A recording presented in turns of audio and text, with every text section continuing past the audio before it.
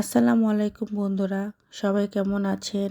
আজকে আমার প্রিয় একটি রেসিপি নিয়ে আসছি। আশা করছি সবার ভালো লাগবে।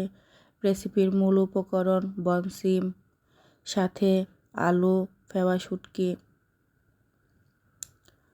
শুটকিগুলো কেটে ভালো করে ভেজে নিব। ভাজা হয়ে গেলে নামিয়ে নিব। কড়াইটা ধুয়ে চুলায় বসিয়ে এর মধ্যে দিয়ে দিব তেল গরম হয়ে আসলে দিয়ে দিব পেঁয়াজ কুচি, কেটে রাখা কাঁচামরিচ, রসুন কুচি। তেলের মধ্যে পেঁয়াজ, রসুন, কাঁচামরিচগুলো ভালো করে ভেজে নিব।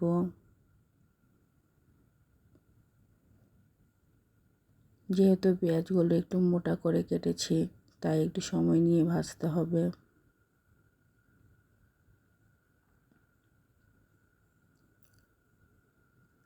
পেঁয়াজ ভাজা হয়ে গেলে এর মধ্যে দিয়ে দিব পরিমাণ মতো পানি, দিয়ে দিব পরিমাণ মতো লবণ, হলুদের গুঁড়ো,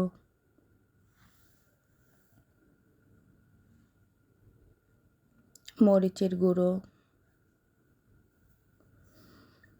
একত্রে সবগুলো উপকরণ দিয়ে ভালো করে কষিয়ে নিব।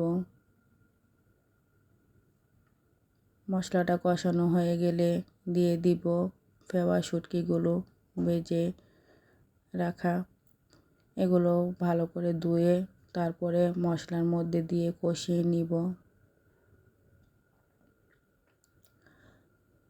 মশলা কষানো হয়ে গেলে দিয়ে দিব সিম ও আলু কেটে ধুয়ে রাখা।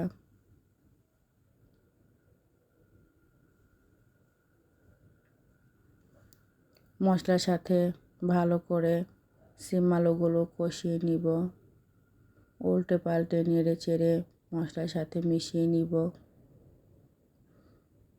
কষানো হয়ে গেলে দিয়ে দিব পরিমাণ মতো পানি, তরকারি সিদ্ধ হওয়ার জন্য।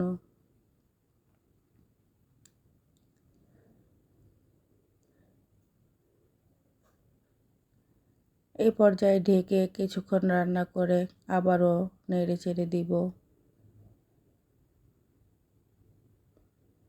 দেখব সবজিগুলো সিদ্ধ হয়েছে কিনা। এই সিমটা সিদ্ধ হতে একটু সময় লাগে।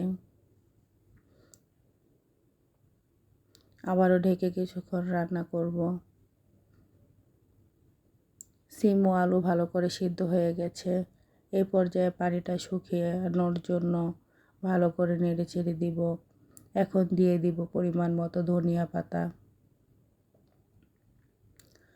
পাতা দিয়ে ভালো করে ভেজে নিব। উল্টে পাল্টে ভাজিটা খুব ভালো করে ভাজতে হবে।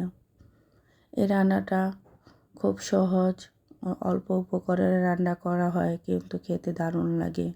আপনারা বাসায় বানিয়ে খেয়ে দেখবেন, আপনাদের কাছে অসম্ভব মজা লাগবে।